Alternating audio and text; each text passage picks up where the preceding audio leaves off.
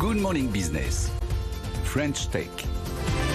Et à 6h43, on est complètement fasciné par notre invité avec qui on parle depuis 3 minutes, puisqu'il s'agit de Vincent Bernartet, le cofondateur et le président d'Aircy. On va parler de Kite Cargo, puisque avec notamment en partenariat avec Airbus, vous avez développé ce cargo. Venez sur RMC Découverte ce matin, Canal 24 de la TNT, parce que c'est quand même des images uniques que vous dévoilez d'ailleurs pour nous. On voit effectivement un cargo tracté par cette aile de kite, ce cerf-volant.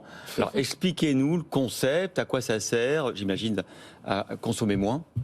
Oui, à consommer moins de fuel. Ouais. Et émettre moins d'émissions CO2. Donc Aircy est parti d'un constat, c'est que le 9 objets sur 10 dans le quotidien en fait transitent par les mers.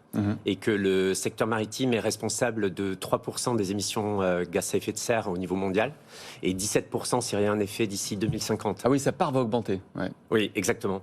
Et du coup, on avait l'opportunité unique de transférer une technologie de l'aéronautique, à savoir les commandes de vol, au secteur maritime en fait pour rendre un kite automatique et utiliser le vent comme puissance renouvelable infinie pour tracter les navires et leur permettre de réduire leur consommation et leurs émissions. Cette voile, elle fait 500 mètres carrés, elle est énorme. Elle suffit à tirer le cargo ou c'est moteur plus voile de kite?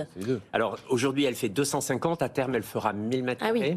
Et en fait, elle est une force complémentaire du moteur, puisque en moyenne, elle fournit 20% de la puissance, et donc il y a besoin du moteur pour marcher, pour avancer. J'imagine que la technologie que vous développez, c'est pas juste l'ajout d'un kite à l'avant du bateau, c'est-à-dire que derrière il doit y avoir des logiciels très puissants d'optimisation du trajet pour pouvoir profiter des vents au maximum. Enfin, il y a tout ça aussi. Oui, tout à fait.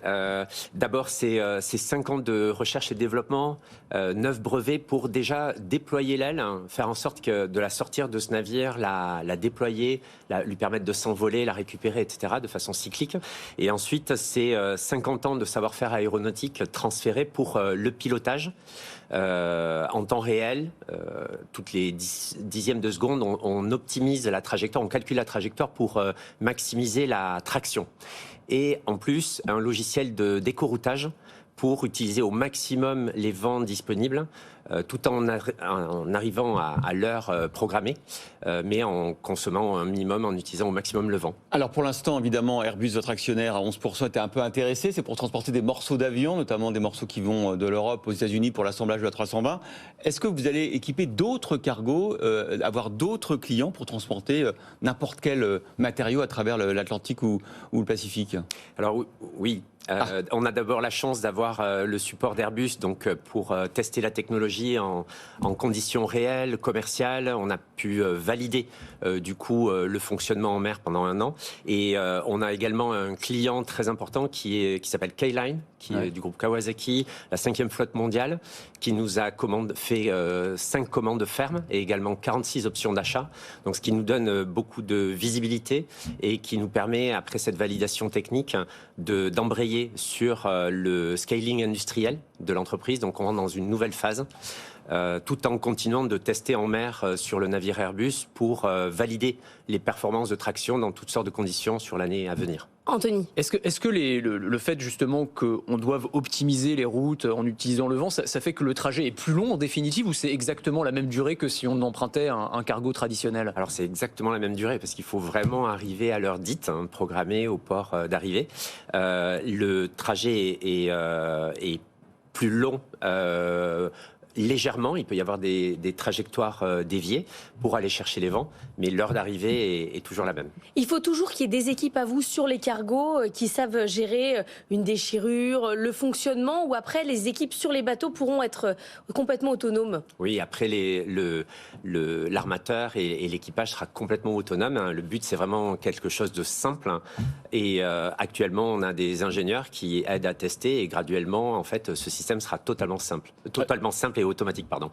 Alors vous visez un chiffre d'affaires de 1 milliard d'euros d'ici 2030. J'imagine que pour financer cette croissance qui commence, là, ça y est, c'est la phase industrielle, les commandes, etc., vous allez devoir trouver des moyens de financement? Oui, on va faire rentrer des partenaires dans Aircy. pour atteindre ce chiffre-là, voilà, avoir notre développement industriel. Je reviens toujours pas parce que quand on voit les images, pour ceux qui nous voient à la télé, on voit cette voile qui, lorsqu'elle est en hauteur, semble toute petite, mais vraiment toute petite par rapport à la taille de cet immense Et en fait, celle qu'on bateau. voit, elle fait 200 mètres carrés. Donc et donc avec ça, c'est quoi? C'est 20% d'économie sur le carburant, c'est ça? Oui, absolument. Parce qu'en fait, l'effet incroyable en fait du kite, c'est qu'il va chercher un vent qui est à 300 mètres de haut et donc qui est 40% plus fort qu'au niveau de la mer, et il vole dynamiquement. En fait, et dans ce vol dynamique, en fait, il est capable de générer une puissance 10 fois supérieure à une aile fixe. Et on sait produire ces ailes géantes en France. On a cette techno. Alors c'est ce qu'on va faire. Oui, et en termes de technologie, oui, on est capable de le faire, oui. Mais on a l'usine capable de faire une toile de 200 mètres carrés. Nous allons la construire. En fait, on lance à partir de 2023, donc on met l'accélérateur sur la partie industrielle pour avoir des usines en 2025. Et être capable de produire en série. Parce qu'en fait, il faut s'imaginer qu'on est sur un secteur de 50 000 navires.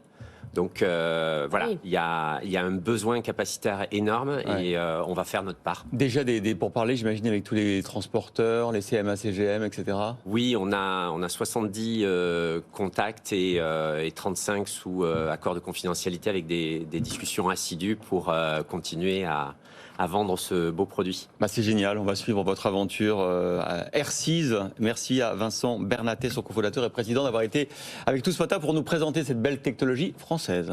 Merci à vous. Allez voir en replay sur RMC Découverte si vous nous écoutiez en radio.